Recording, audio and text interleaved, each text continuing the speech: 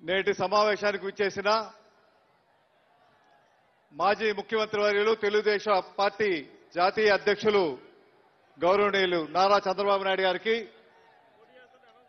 జనసేన అధ్యక్షులు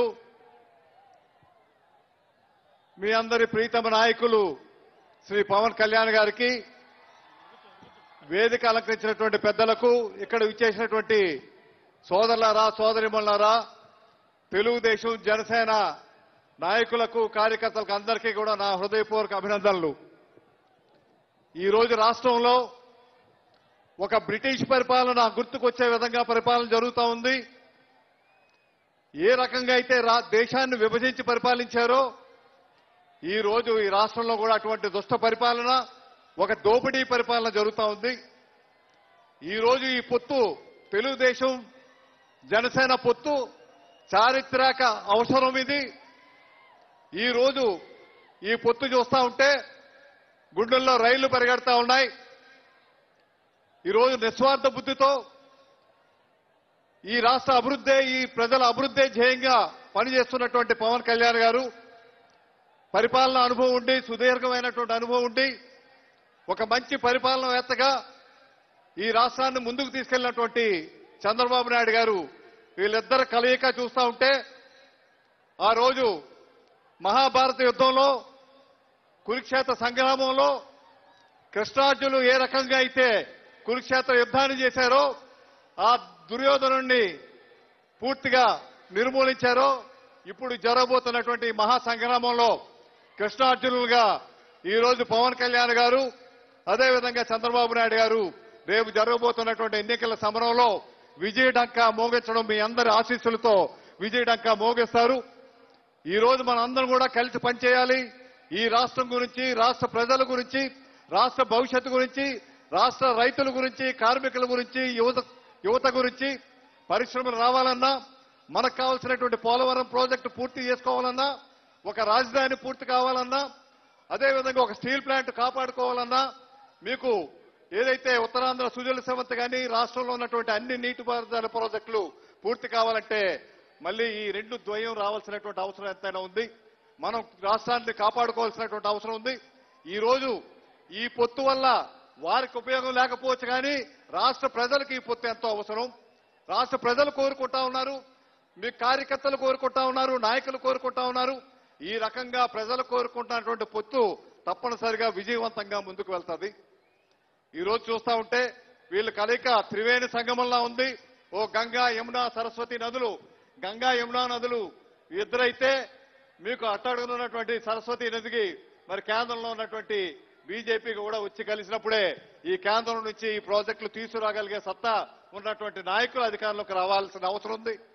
ఈ రోజు 5 సంవత్సరాలు ఈ రాష్ట్రం చిన్నాభిన్నమై పూర్తిగా నాశనం అయిపోయింది. ఆ రోజు రాష్ట్ర విభజన వల్ల ఎంత నష్టపోయామో కానీ ఈ రోజు వీళ్ళు ఈ 5 సంవత్సరాల ప్రభుత్వంలో చాలా పూర్తిగా సర్వనాశనం ఈ రాష్ట్రానికి తీసుకెళ్లారు. ఒక దోపిడీ రాజ్యంగా తయారు చేశారు. మళ్లీ కూడా పూర్వ వైభవాన్ని ఈ ఆంధ్ర రాష్ట్రానికి రావాలంటే మళ్లీ చంద్రబాబు నాయుడు గారు, పవన్ కళ్యాణ్ గారు రావాలి.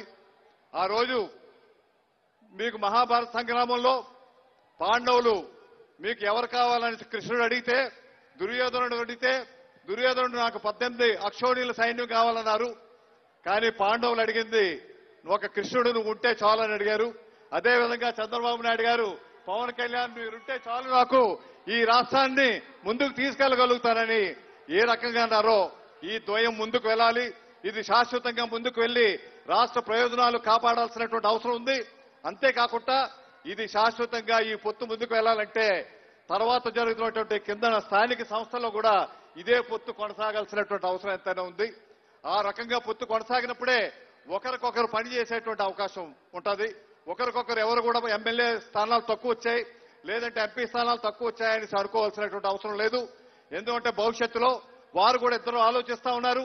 స్థానిక సంస్థల్లో మళ్లీ కూడా ఈ పొత్తు కొనసాగే విధంగా అక్కడ కూడా సుమారు 30-33% మీకు జనసేన పార్టీకి కూడా ఇవ్వాలనేటువంటి ఆలోచన ఏదైతే చేస్తా ఉన్నారో అది ప్రజలు స్వాగతిస్తా ఉన్నారు, కార్యకర్తలు స్వాగతిస్తా ఉన్నారు. అటువంటి తీరును ముందుకు వెళ్ళాలి.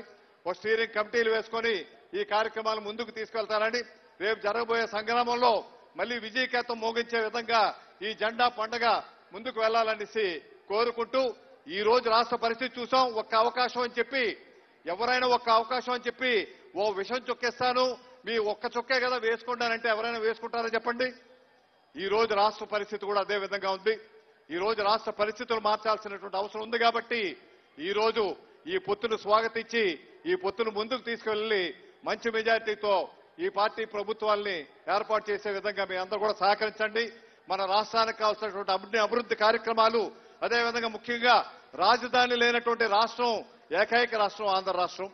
ఈ రోజు మళ్ళీ ఆ రాజధాని రైతులు ఉసురు ఈ ప్రభుత్వానికి తప్పనిసరిగా జరుగుతుంది. ఈ రోజు ఉత్తరాంధ్ర నుంచి వచ్చినప్పటికీ నేను ఏ రోజు కూడా స్వాగతించలేదు విశాఖపట్నానికి రాజధానిని.